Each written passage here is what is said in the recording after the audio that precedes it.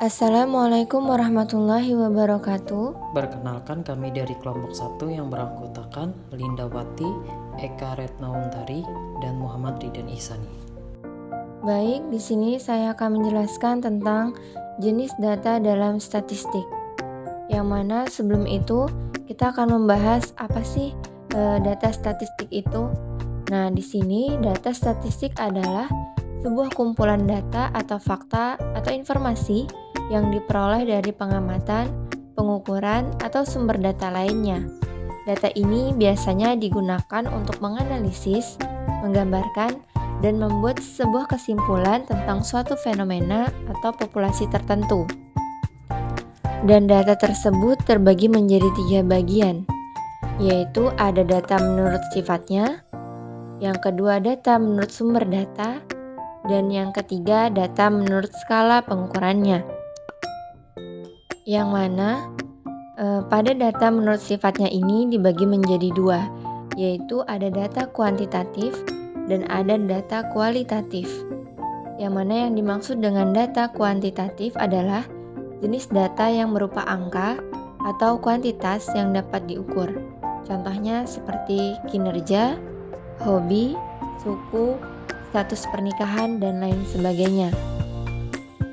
Sedangkan untuk data kualitatif ini adalah data yang berupa angka atau kuantitas yang dapat diukur, yang mana data kualitatif ini dibagi menjadi 2, yaitu ada disertasi dan kontinu. Yang dimaksud dengan data diskretisasi adalah proses mengubah data kontinu menjadi data diskrit dengan membagikannya menjadi kategori atau interval tertentu. Contohnya seperti jumlah anak atau jumlah mobil. Sedangkan untuk data kontinu merujuk kepada jenis data yang dapat mengambil nilai dalam rentang yang tak terhingga atau sangat luas. Contohnya seperti berat badan atau jarak tempuh. Selanjutnya yaitu jenis data menurut skala pengukurannya. Di sini ada 4, ada data nominal, yang kedua data ordinal, yang ketiga data interval, dan yang keempat yaitu data rasio. Yang mana data nominal ini adalah tipe data yang mengategorikan atau mengelompokkan item atau individu ke dalam kategori yang berbeda tanpa adanya urutan atau tingkatan yang signifikan. Contohnya itu seperti jenis kelamin. Sedangkan yang kedua yaitu data ordinal. Data ordinal ini menggambarkan kategori atau tingkatan yang memiliki urutan atau peringkat, tetapi selisih antara peringkat tidak memiliki arti yang jelas. Contohnya seperti kuesioner atau tingkat pendidikan seperti SD, SMP, SMA, dan sederajat lainnya. Selanjutnya yaitu interval, yang mana data interval ini memiliki sifat ordinal, tetapi selisih antara nilai-nilai adalah konsisten dan memiliki arti yang jelas. Contohnya itu seperti temperatur. Kemudian yang terakhir yaitu data rasio, yang mana data rasio ini adalah tipe data yang memiliki semua sifat data interval, tetapi juga memiliki nilai nol yang nyata yang menunjukkan ketiadaan suatu atribut. Contohnya seperti dari angka 0 sampai 100 dan pengangguran. Kemudian masuk ke pembahasan tentang pembagian data menurut sumber data, yang mana di sini ada 2 pembagian, yaitu data primer dan data sekunder. Yang mana data primer ini adalah data yang dikumpulkan secara langsung dari sumber pertama oleh peneliti.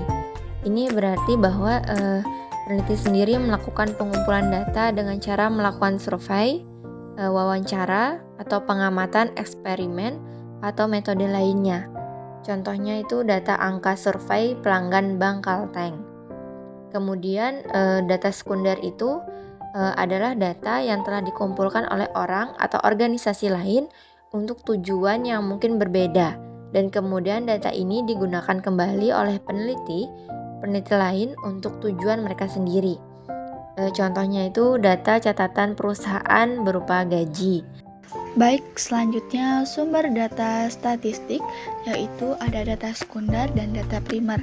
Data sekunder dapat diperoleh dari Badan Pusat Statistik, Bank Indonesia, Kementerian Dinas Pemerintah Daerah, perbankan, dan perusahaan, serta sumber lainnya.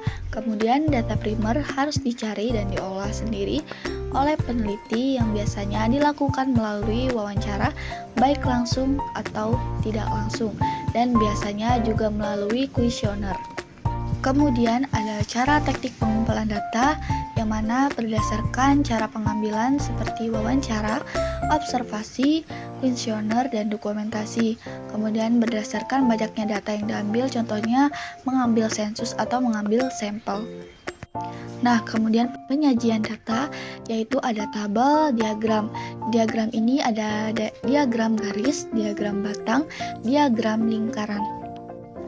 Kemudian jumlah penduduk menurut kabupaten atau kota provinsi Kalimantan Tengah 2003 sampai 2009.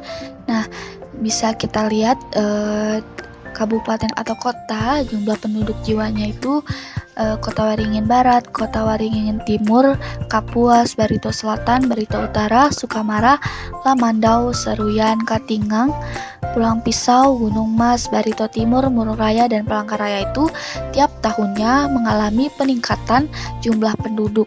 Jadi dari 2003 sampai 2009 tiap kabupaten atau kota mempunyai peningkatan jumlah penduduk.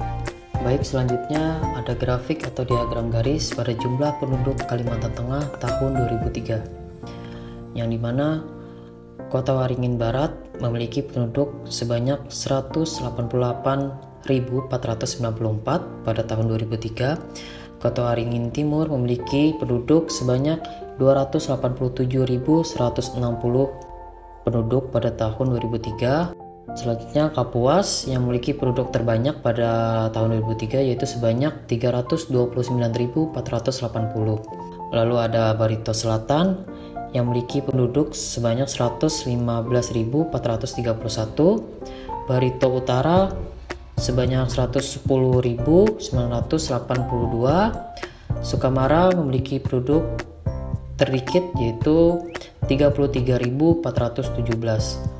Selanjutnya adalah Mandau memiliki penduduk sebanyak 48.489. Seruyan memiliki penduduk 102.944. Katingan memiliki penduduk 125.049.